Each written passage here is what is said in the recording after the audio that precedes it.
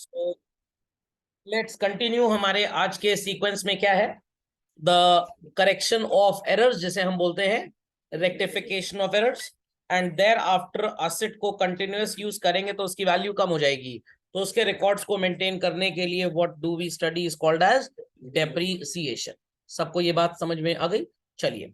So any mistake that occurs in the books of account children, we call it as an error.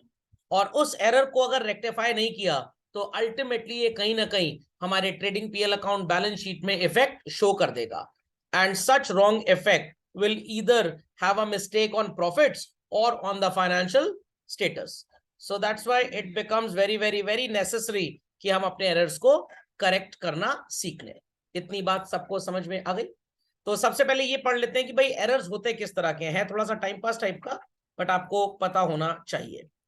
सो सबसे पहली category है children error of omission की। ये categorisation आप पहली बार देख रहे होंगे। इसके पहले आपने एकदम एब्सोल्यूट कैटेगराइजेशन देखा था, whereas this is relative categorisation. Omission दो तरह का होता है।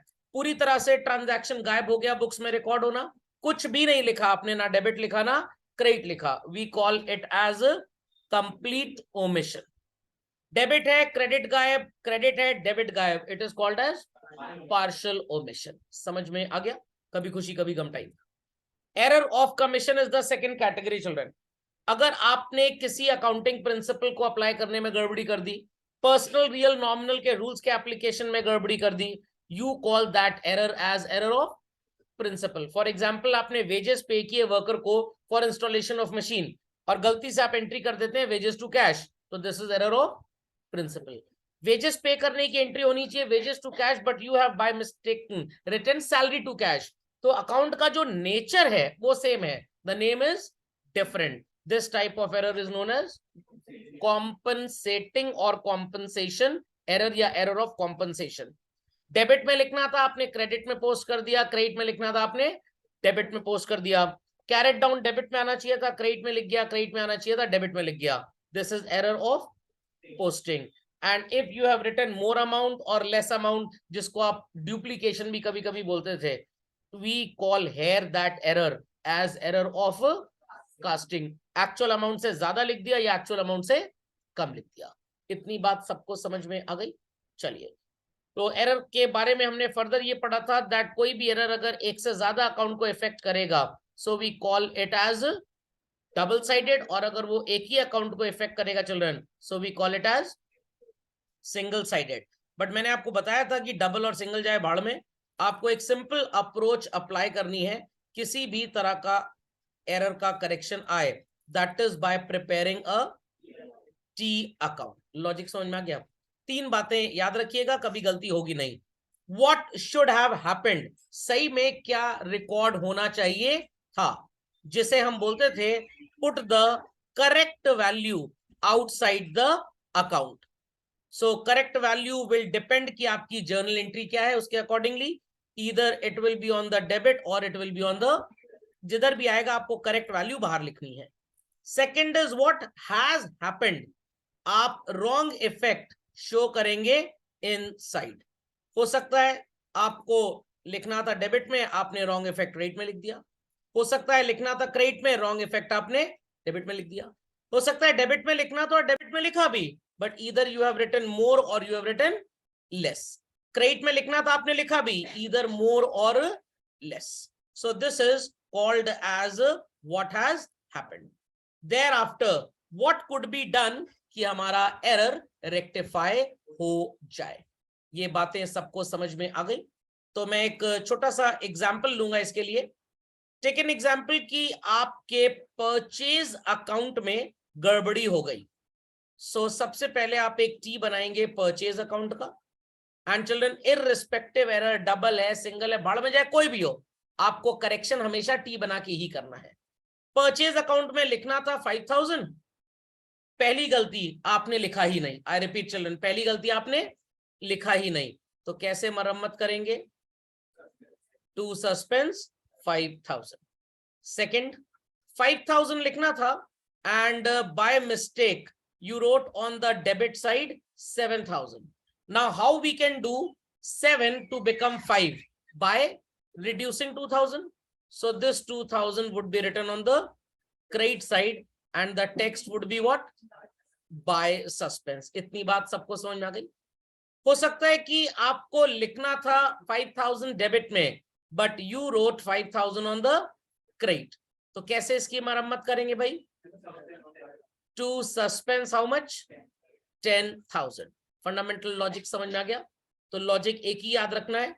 You will put the correct value outside, as I've been saying. Wrong value would be recorded inside. Correct value debit में भी आ सकती है और क्रेडिट में भी. Wrong value डेबिट में भी आ सकती है और क्रेडिट में भी. वो जो 12 रूल्स मैंने ड्यूरिंग द सेशन आपको पढ़ाए थे वो याद रखने हैं बहुत क्लियरली. समझ में आ गया? तो उन रूल्स पे हम टाइम बर्बाद नहीं करने वाले फिर से. सो करेक्ट वैल्यू डेबिट में लिखनी थी, आपने रॉन्ग भी डेबिट में लिखी. ज्यादा भी हो सकती है और कम भी हो सकती है. अगर आपने साइड सही चूज किया है और ज्यादा लिख दिया तो सही करने के लिए ऑपोजिट. साइड सही चूज किया था बट कम लिखा है तो सही करने के लिए same side. Fundamental logic is clear और नॉट? पक्का? कंफर्म? चलिए तो अभी हम एक दो क्वेश्चन लेंगे तो उससे क्लैरिटी और हो जाएगी. बस इन 3 बातों का ख्याल रखिएगा, कभी कोई गलती होने ही नहीं वाली है. And always rectify the error using T account. Never follow. हाँ, एकदम आसान वाला आ जाए तो करेक्ट रॉन्ग एंट्री कर लीजिए. थोड़ा सा भी आपको लग रहा है कि डाइसी टाइप है, गड़बड़ हो सकता है, तो always apply T account approach. इतना समझ में आ गया? चलिए, so I am moving back to the picture. So you may put the heading rectification of errors in your revision class for copy, और ये चार्ट जरूर बना लीजिए very quickly. Those who join late, मैं उनके लिए फिर से एक्सप्लेन कर देता हूँ. हमने तो इनका एब्सोल्यूट क्लासिफिकेशन पढ़ा था. Error of complete omission, error of partial omission, error of duplication, compensation. But here we have classified it into 2 categories, children. Error of omission. Debit credit पूरी तरह से गायब है, तो it is complete error. Debit is there but credit is not there.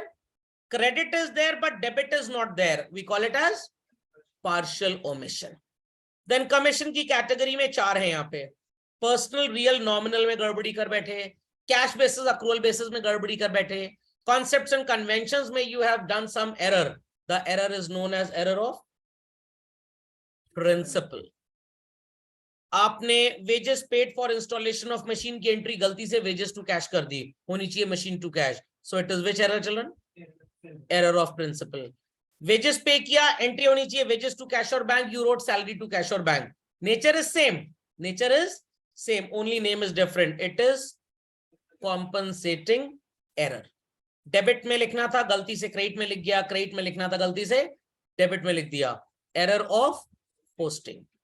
Actual amount से ज्यादा लिखा, जैसे आप डुप्लीकेशन बोलते थे, या कम लिखा, that is called as here error of casting. समझ में आ गई सबको बात? और कैसे रेक्टिफाई करना है, everybody knows the concept. T ही बनाएंगे हमेशा, करेक्ट वैल्यू बाहर और रॉन्ग वैल्यू अंदर.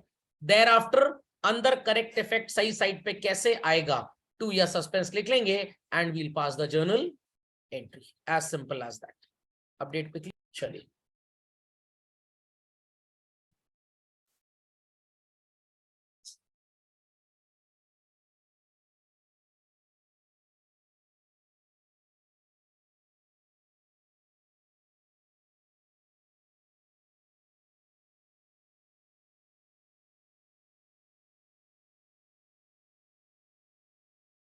चलिए बच्चों, we have this question in front of us. It simply says, Mr. P. Sen could not agree his trial balance. The difference has been carried to suspense account. Sales day book overcast purchase of machinery was passed through purchase day book, matlab purchase book. Amount 1100 received from Mr. Day was posted to his account as 11,000. Purchase return book on page was carried forward as 4420 instead of 2240. I hope so. It's not a very great rocket science. जिन्होंने साल भर ठीक से पढ़ाई की है वो तो ट्रांजैक्शन देख के ही एंट्री बना लेंगे, और जिन्होंने थोड़ा कम पढ़ा लिखा है वो शायद टी बना के देख लें, और जिन्होंने बिल्कुल भी नहीं पढ़ा वो लोड ना ले बुद्धि पे. चलिए, start fast children. Time allotted 5 minutes only. So let's check first and foremost sales day book overcast हो गए चिल्ड्रन. तो सेल्स अकाउंट का आपने टी बनाया होगा, सेल्स अकाउंट में लेटस से लिखना था 10,000 on the credit and we have written more, that is 16। तो कैसे मरम्मत करेंगे? To suspense 6,000 and the journal entry would become sales account debit to suspense. Then children machinery खरीदी और कहां पे लिख दिया आपने? परचेज में। तो मैं जर्नल एंट्री तो इसकी फटाक से आपको बता सकता हूं, बट अगेन टी बना के ही करेंगे। एक मशीनरी का टी बना लेंगे और एक परचेज का। सो मशीनरी में we have written 12,300 whereas we were supposed to write nothing। और परचेज में लिखना था 12,300 बट हमने कुछ भी नहीं लिखा। ऐसा है? बिल्कुल नहीं, रिवर्स कर दीजिए। लिखना था मशीन के अंदर, बट आपने गलती से कहां पे लिख दिया? परचेज में।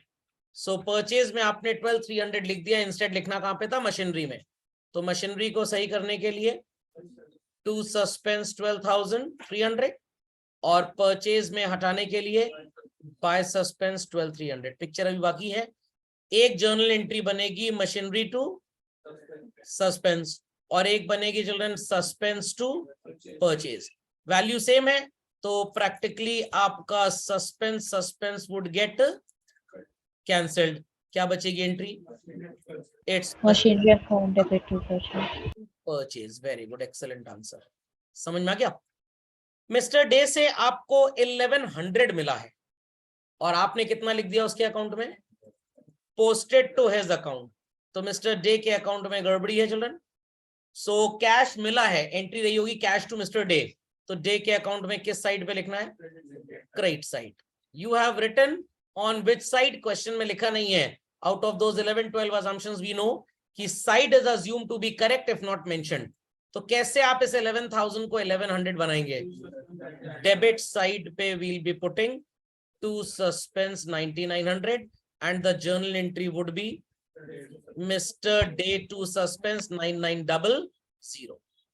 परचेज रिटर्न बुक का टोटल गड़बड़ हो गया। तो परचेज रिटर्न अकाउंट में चिल्ड्रन लिखते हैं हम क्रेडिट साइड पे और लिखा भी क्रेडिट साइड पे है, but instead of 2240 we have written 4420। तो which side is excess now? Credit. तो सही करने के लिए डेबिट में आप लिखेंगे to suspense, value 2180। 3 would become purchase return to suspense 2180। इतनी बात सबको समझ में आ गई? चलिए पिक्चर अभी बाकी है। We'll prepare what is called as a ledger account titled as suspense account। Super quickly draw the format। And we didn't had any suspense account opening balance with us children, so we'll say that कि हम एक line खाली छोड़ के अपना suspense account बनाएंगे। तो it is date, particulars, folio is not needed. आपको बनाना है तो आप बना सकते हैं। Again date, particulars, folio is not needed. बनाना चाहे तो बना सकते हैं। So let's be super quick on this. पहली एंट्री थी बच्चों sales account debit to suspense. तो सेल्स अकाउंट में तो क्या लिखना है? इससे कोई मतलब नहीं है। सस्पेंस में क्या लिखना है? Bye sales. टॉप लाइन खाली छोड़ दीजिएगा और लिखिएगा by sales. The value is 6,000। Very good.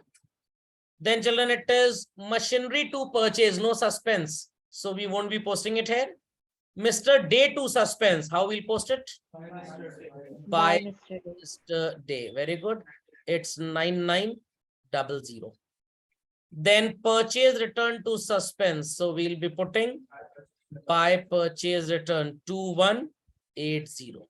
so shortage is on the debit side children, we'll be putting two difference in trial balance। add कर लीजिए इसको, 6,000 plus 9,900 plus 2180, 18,080। simply show the total। और credit side पे जो top line खाली है let it be blank. So people understood when suspense account balance is not given क्या करना पड़ेगा हमें? चलिए be quick then we proceed further. तो let's proceed further to another question. देखते हैं थोड़ा सा दिमाग लगाने वाला क्वेश्चन। ये सब तो हलवा हलवा था।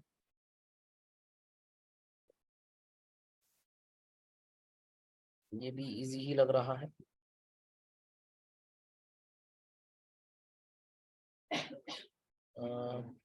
चलिए let's do this one, 12th one children. 31st March 2017, while balancing the books of Shri M Singh, they did not agree. Here, the books that we are talking about is trial balance.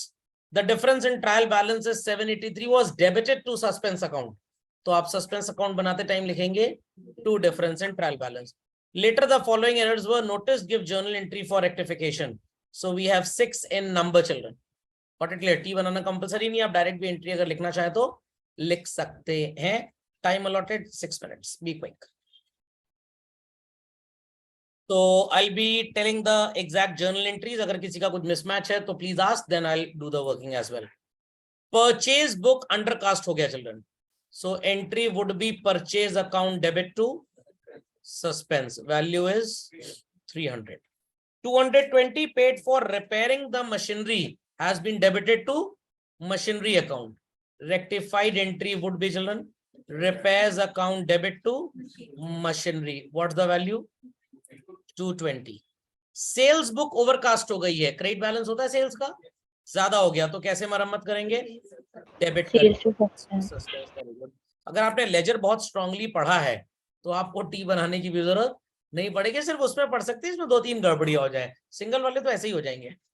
Cell to mister Kapoor has been passed through purchase book. तो यहाँ पे आप 3 T बनाएंगे, एक purchase का, एक cell का और एक मिस्टर कपूर का. चलिए तो परचेज का एक टी बना लेते हैं. वैसे तो मैं एंट्री डायरेक्ट आपको बता सकता हूं, आपने सेल की है बट परचेज मान लिया है, तो कपूर था डेटर बट बन गया आपका क्रेडिटर. तो rectified entry would be Kapoor में आप 2400 लिख देंगे to sale to purchase. But T बना के एक बार देख लेते हैं कैसे डिराइव होगा.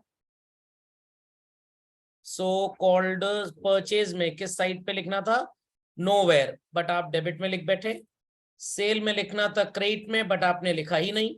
कपूर था आपका डेटर बट बाय मिस्टेक आपने उसे क्या बना लिया? परचेज का ट्रांजैक्शन मान के क्रेडिटर. तो परचेज की मरम्मत करने के लिए we'll be putting by suspense. Sales की मरम्मत करने के लिए we'll be putting by suspense. और कपूर की मरम्मत करने के लिए लिखेंगे टू सस्पेंस. सो परचेज से आपकी एंट्री बनेगी children suspense to purchase 1200. Sale से आपकी एंट्री बनेगी सस्पेंस टू सेल्स 1200 और कपूर से आपकी एंट्री बनेगी कपूर टू सस्पेंस 2400. तो 1200 सस्पेंस अकाउंट 24 से डेबिट एंड 24 से क्रेडिट, कट पिट जाएगा. नेट एंट्री वुड बी कपूर टू परचेज टू सेल और to sale to purchase. So people understood. T से अगर आप करेंगे तो आपकी गड़बड़ी नेग्लिजिबल होगी. Cash received from Shri Shankaran, though entered in cash book, has not been posted to Shankaran's account. तो Shankaran credit होगा. Rectified entry would be suspense to Shri Shankaran 170. Goods returned by Charan Singh has been entered in return outward book, but Charan Singh का account एकदम सही है. तो returned by cell return का transaction था. It is sale return, purchase return to suspense. Suspense में आ जाएगा 450 and here it is children 225 and 225. Khopde में बात गई या नहीं? समझ गए सब लोग? पक्का? चलिए 3 टी बना लीजिए. क्या दोनों 3 टी बनाइए. एक सेल रिटर्न का टी बना लेते हैं, एक परचेज रिटर्न का. तीसरे की जरूरत नहीं, नो नीड, क्योंकि लिखा है ऑलरेडी कि उसका अकाउंट सही है. तो सेल रिटर्न में आपको वैल्यू किधर लिखनी है? 225 डेबिट में, बट आपने परचेज रिटर्न में कहां लिख दी? क्रेडिट में. तो टू सस्पेंस 225 और सेल रिटर्न को भी सही करने के लिए to suspense it is 225. So from sale return you will have the entry sale return to suspense and from purchase return you will have the entry purchase return to suspense. दोनों को compound कर दीजिए तो entry sale return purchase return to suspense. Got it?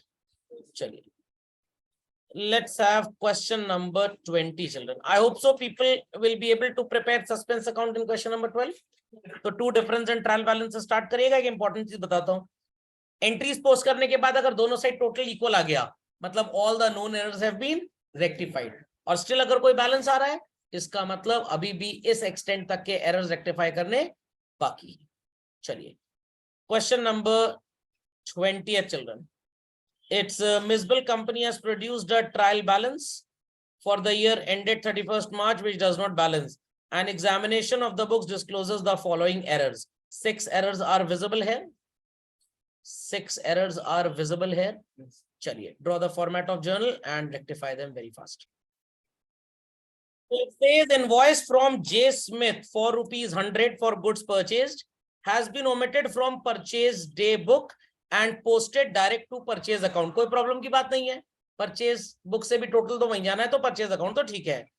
And J Smiths account in the purchase laser. अब यहां पे लिखा हुआ है कि जे स्मिथ के अकाउंट में तो पोस्टिंग हो गई है, बट जब आपने टोटलिंग करके सन्ड्री क्रेडिटर्स को ट्रायल बैलेंस में पुट करना था, तब आपने इसे पुट नहीं किया. तो अल्टीमेटली आपका ट्रायल बैलेंस क्रेडिटर्स की कम वैल्यू शो करेगा, जिसकी वजह से आपका सस्पेंस अकाउंट वहां पे आ जाएगा. तो गड़बड़ी अल्टीमेटली किस अकाउंट में है? The answer is creditors account. So we'll be putting the entry as suspense to J Smith.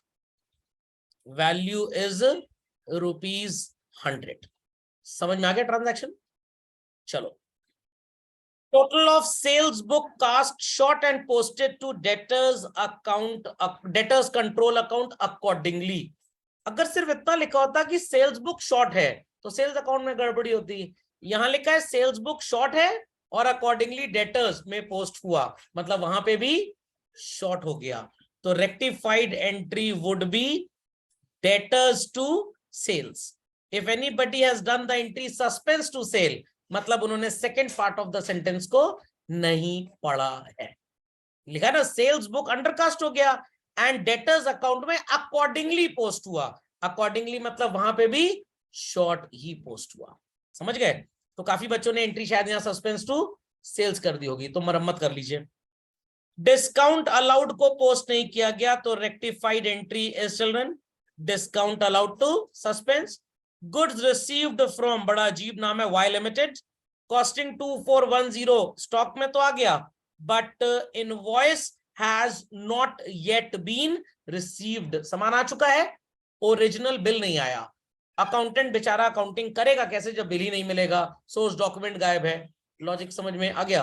But entry तो आपको करनी है अगर आपने स्टॉक में लिखा है तो, नहीं तो मिसमैच हो जाएगा स्टॉक का जो गोडाउन में रखा है और जो बुक्स में नजर आ रहा है. तो entry would be purchase account debit to Y limited. 192 का cheque mister J Jones a debtor से मिला, has been posted to sales account. Cheque मिला है, नेचुरली ट्रू बैंक में गया होगा, तो एंट्री होनी चाहिए bank account debit to J Jones, but आपने क्रेडिट क्या कर दिया children? Sales account. Got it clear? तो अब आपको सेल्स की मरम्मत करने के लिए क्या करना पड़ेगा? डेबिट. और जे जोन्स को करना था क्रेडिट, जो आपने पहले नहीं किया, अब कर लीजिए. Is it written anywhere in the question की बैंक में गड़बड़ी है? No, not at all. तो आपको उसको रेक्टिफाई करने की जरूरत नहीं है. तो it is cheque received treated as sales. अगर सिंपल भाषा में बोले, cheque received from a customer treated as sales, तो सेल्स को डेबिट कर दीजिए और कस्टमर को क्रेडिट कर दीजिए. है बड़े आसान, only the language makes it difficult, इसीलिए ज्यादा पढ़ने की जरूरत पड़ती है. Sales account has been credited with a credit note. अब ध्यान से सुनिएगा, आपको क्रेडिट नोट मिला, आपको क्रेडिट नोट मिला. आई रिपीट चिल्ड्रन, आपको क्रेडिट नोट मिला, तो आपने दिया क्या होगा? Debit note. डेबिट नोट हम कब देते थे? Say it is X to purchase return.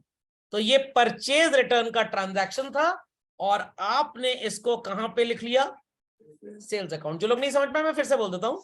It says कि सेल्स अकाउंट को आपने क्रेडिट किया एक क्रेडिट नोट से, क्रेडिट किया एक क्रेडिट नोट से. तो क्रेडिट नोट अगर आपको मिल रहा है, इसका मतलब आपने किसी को डेबिट नोट दिया होगा. Is that clear? Debit note हम कब देते हैं? जब हम किसी को अपनी बुक्स में डेबिट करते हैं, डेटर बनाते हैं. और एक एग्जांपल हमारे पास बड़ा आसान सा होता है इसमें, परचेज रिटर्न का. ठीक है, बट हमेशा ऐसा नहीं है कि परचेज रिटर्न में ही डेबिट नोट आएगा, ये जरूरी नहीं है. आपके बैंक में जीरो बैलेंस है, 500 rupees bank has to charge from you as ATM card fees. अब पैसा है नहीं तो क्या होगा?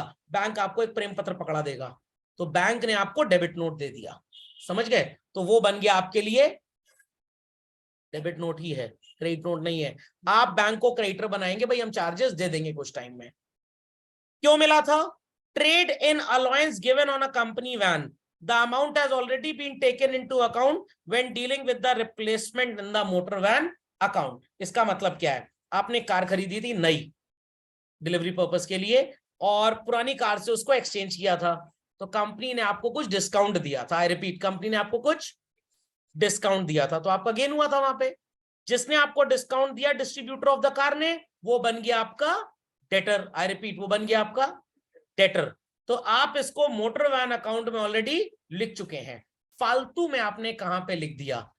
सेल्स में, क्योंकि लिखा ना amount has already been taken into account when dealing with the replacement of motor van. तो वो कार का एक्सचेंज ऑफर होता है ना, पुरानी कार दे जाओ, पैसे दे जाओ, नई कार ले जाओ, वैसे ही कुछ हुआ। तो आपको जो डिस्काउंट मिला वो आपने गलती से सेल्स में लिख दिया, तो सेल्स को डेबिट कर लेंगे और सस्पेंस को क्रेडिट कर देंगे। क्या एंट्री बनी? Sales to suspense. समझ में आ गया? समझ में आ गया सबको? पक्का? चलिए, बी क्विक टू दिस। तो सबको समझ में आ गया how did we do this? चलिए, so let's continue further children. Everybody knows कि जब भी हम अपनी एसेट्स को यूज करेंगे, somehow its value would go down, and that reduction in its value is accountable in the name of depreciation. The logic is ki bhai, why do we calculate depreciation? Why do we put it in PL account? Answer is very simple. The need for charging depreciation is to arrange funds for the replacement of asset. I repeat children, for the replacement of asset. तो ये बात सबको याद रखनी है। Depreciation is needed not to reduce the value of asset children, rather to provide funds for replacement. इतनी बात सबको समझ में आ जानी चाहिए। So सबसे पहले जब हम बात करते हैं एंट्रीज की, so we do the entry for purchase of asset children, where the entry becomes asset account debit to bank account. If it is bought for cash, credit में खरीदा, तो accordingly you will put suppliers account. Then we'll be charging annual depreciation on it.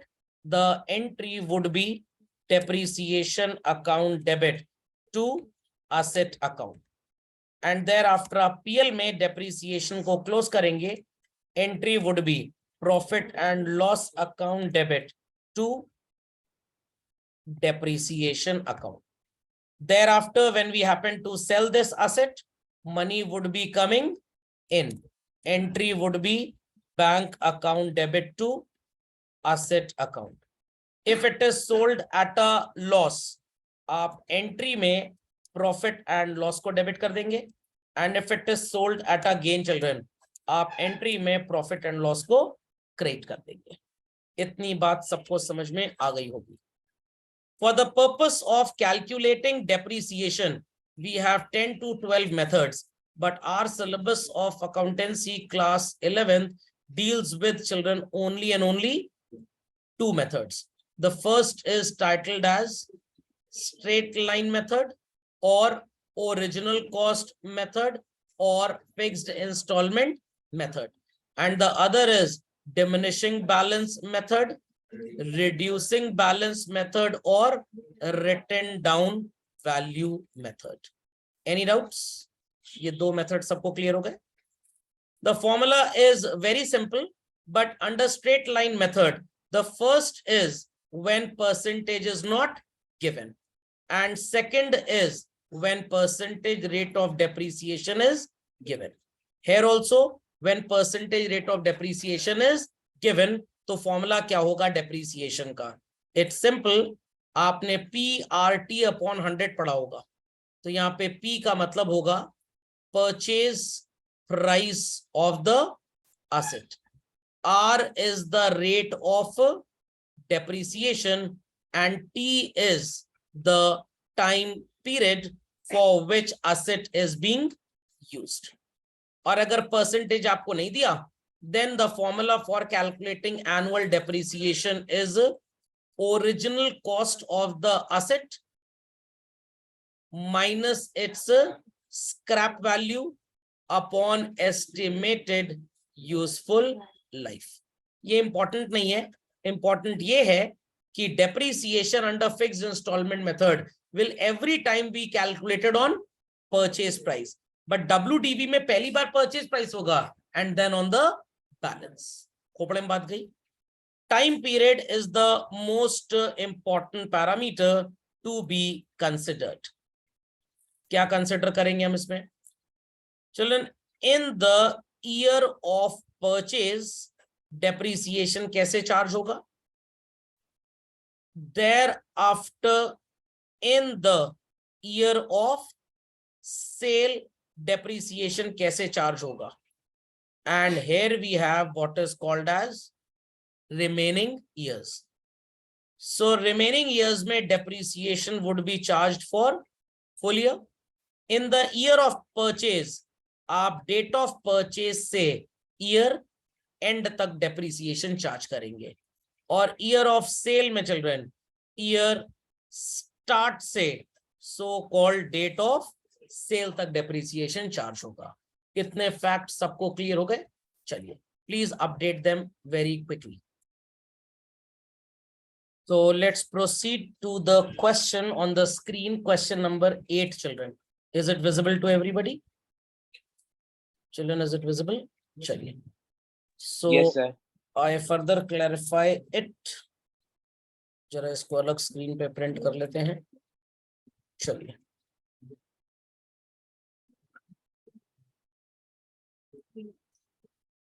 चलिए. Question must be visible to everybody.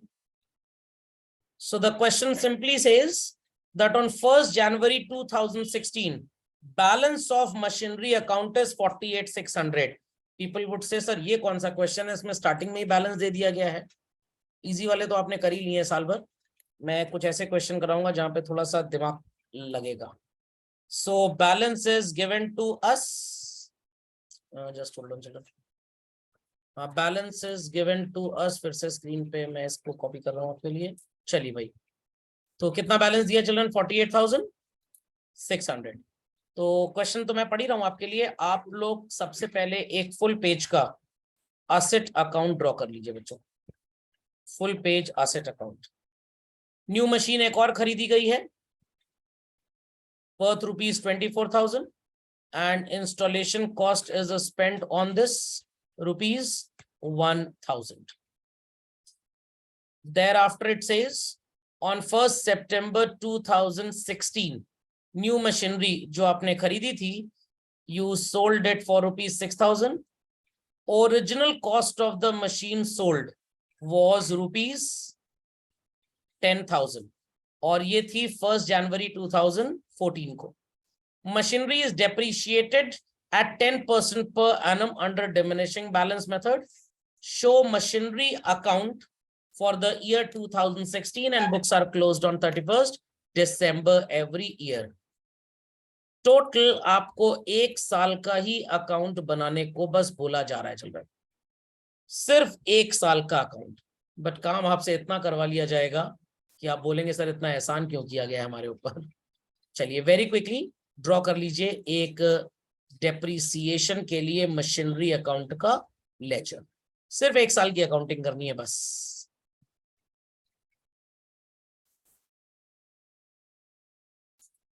Date, particulars, folio, amount. Again, date, particulars, folio, amount.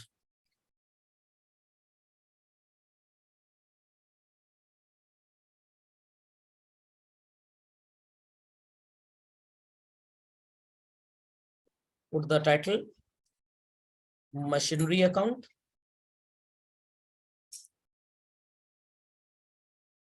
Date,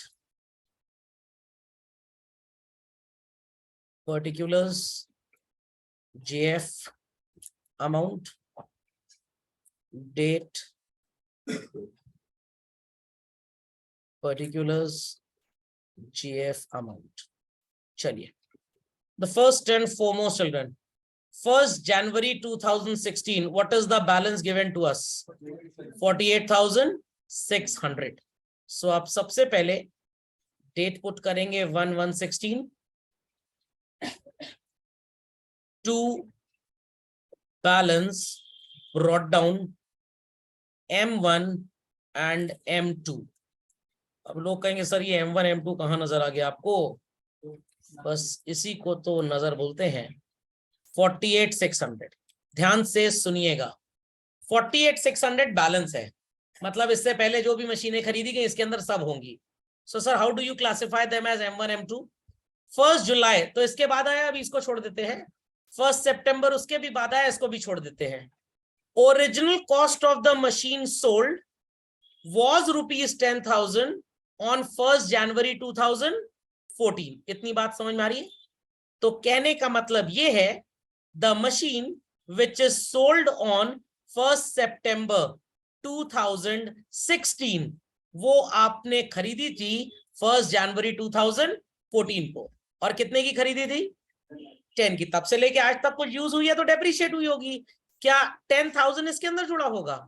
no, आपको past tense में जाना है, past tense में जाना है। और क्यों जाना है? क्योंकि आपको नहीं पता कि ये वैल्यू 48,600 के अंदर ये मशीन कितने की है। आप कहेंगे सर इसको जान के करेंगे क्या? 48,600 इज व्हाट चिल्ड्रन? बैलेंस। इसके अंदर पार्ट सोल्ड भी है जो आगे यूज होगा नहीं, यूज होगा नहीं तो वो डेप्रिशिएट नहीं होगा, तो मशीन आपको हटानी पड़ेगी कि नहीं? सेल जब करते हैं तो मशीन हटाते हैं। अब आप कहेंगे सर 48,600 वाली जो बाकी मशीनें होंगी उनकी तो ओरिजिनल कॉस्ट पता ही नहीं है, क्या फर्क पड़ता है? The method is what children? आप तो बैलेंस पे ही निकालते हैं ना। हाँ, अगर ओरिजिनल कॉस्ट मेथड होता तो इन सारी मशीन्स का ओरिजिनल कॉस्ट कितना है, क्वेश्चन आपको ये बता देता कितने साल पहले खरीदी है। तो आप रिवर्स डायरेक्शन में जाते वैसे ही जैसे मैं अभी आपको लेके जा रहा हूं। ध्यान दीजिएगा मेरी बात पे, ध्यान दीजिएगा। कब खरीदी चिल्ड्रन मशीन आपने? 1 जनवरी 2014, और बैलेंस कब दिया हुआ है? तो पूरा 14 इस्तेमाल हुआ और पूरा 15 इस्तेमाल हुआ। एक sweet and simple working note हम बनाएंगे। कितने की थी मशीन चिल्ड्रन 1 जनवरी 14 को? ये 10,000 रुपीज की, लेस डेप्रीसिएशन 10% के रेट से हाउ मच? तो वैल्यू कितनी आई 1 जनवरी 15 को? 9,000। Again 10% of 9,000 is what? तो वैल्यू इस मशीन की 1 जनवरी on 2016 would be what children?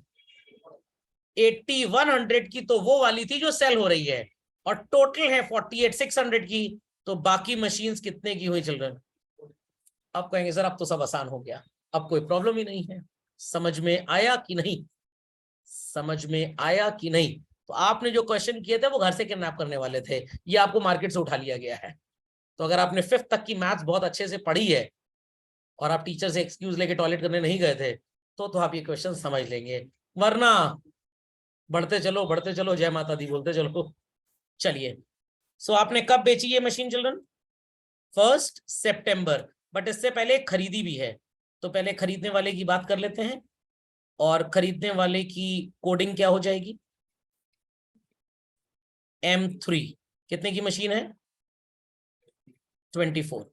What is the journal entry for sale of asset children? Installation भी है तो 25,000 कर देते हैं, लिखना ही तो है, कौन हमें जेब से देने हैं पैसे। What is the journal entry children for sale of machine? Bank to asset. तो हम क्या लिखेंगे? By bank. बट चिल्ड्रन हमने इसको यूज किया है तो डेप्रिसिएशन में निकालना है। डेप्रिसिएशन पहले लिखिए बाद में लिखिए, कोई फर्क नहीं पड़ता। M1 का बाद में लिखिए, पहले लिखिए मतलब बैंक के ऊपर या नीचे। सो 8100 है, 10% कितने टाइम के लिए निकालना पड़ेगा? 9 मंथ्स के लिए। सो 8100 का 10% होता है 810, और 9 मंथ्स के लिए आएगा 608 रुपए। तो 608 रुपए डेप्रीसिएशन आपने लेस कर लिया, तो आपकी बुक वैल्यू 1 सितंबर को कितनी बन जाएगी? Let's see 7492। और आपने बेचा कितने का है? 6,000 का। सो इट्स प्रॉफिट और loss children? it's a loss. The journal entry would be posted as by profit and loss account. M1 भी लिख सकते हैं, बट क्योंकि the concept is prevalent only in joint stock companies जिनके लिए depreciation charge करना mandatory है, and joint stock companies right after 30th August 2013 with the enactment of New Companies Act do not prepare PL account, they prepare in its place statement of PL. तो हमको भी वही लिखना पड़ेगा. सबको बात समझ में आ गई? Thereafter on 31st December 16, how many machines do we have in use? M2 and M3. M2 40,500 की थी, तो 10% is 4050. 25,000 का 10% 2500 होता है बच्चों, और आधे साल के लिए कितना हो जाएगा? 1250. 5300. सो क्वेश्चन जितना भयंकर लग रहा था उतना भयंकर था नहीं, बस थोड़ी सी अकल लगानी थी आपको. By balance carried down for M2 and M3. So 40,500 में 4,050 हम माइनस कर देंगे, value would be coming to 36,450, and 25,000 में माइनस हो जाएगा तो आएगा 23,750. Correct children? It's 60,200.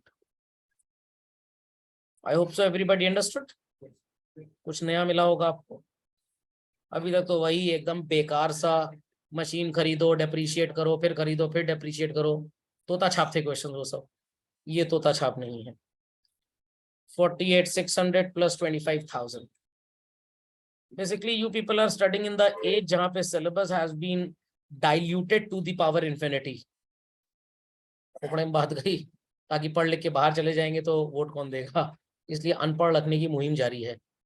But when we were students, हमारे तो हिटलर टाइप टीचर हुआ करते थे, नालायक पूछते यही सब तो इससे कुछ, इसलिए थोड़ा ज्ञान ज्यादा आ गया है.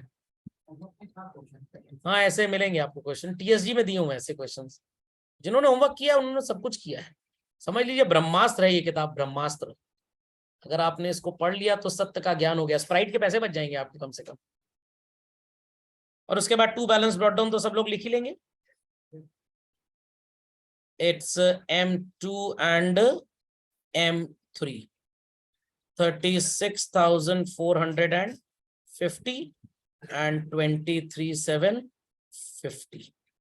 Total is 60,200. समझ में आ गया? तो कुछ लोगों का क्वेश्चन टफ लग रहा है तो ये सोच के आसान बना ले, अगर ओरिजिनल कॉस्ट पे आता तो पड़ोसी की भी नानी याद आ जाती, अपनी तो छोड़िए. तो आपको इन सब की भी ओरिजिनल कॉस्ट निकालनी पड़ती. और क्वेश्चन बताता कि ये 6 साल पहले खरीदी गई थी. कितने साल पहले?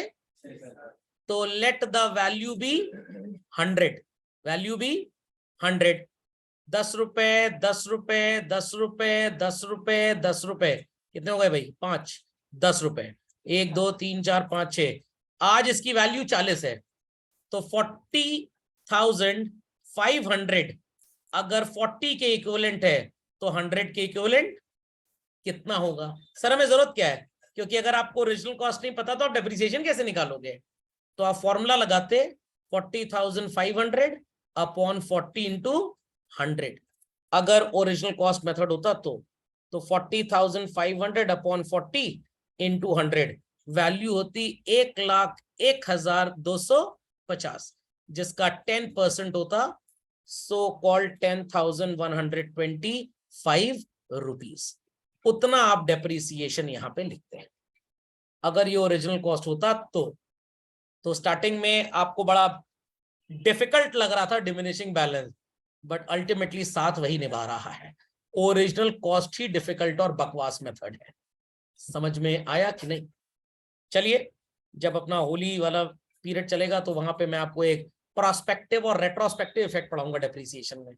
वो भी बड़े काम की चीज है, बड़ा काम आता है क्लास 12 में गुडविल के वैल्यूएशन में. वो 11th के सिलेबस से सब गायब कर दिया गया है ताकि 12th में बच्चों को सवाल आने बहुत मेहनत करनी पड़े. चलिए भाई, कोई क्वेरी है तो प्लीज आस्क. चलिए, so that's all for today. The remaining content that is इसके बाद के जो हमने चैप्टर्स पढ़े थे final accounts and all, because they were studied recently only. अगर आपको उसमें कोई डाउट हो तो आप मेरे से पूछ लीजिएगा, I will hold a revision class for that as well. ठीक, समझ में आ गया? कोई अगर बाकी डाउट है तो मोस्ट वेलकम।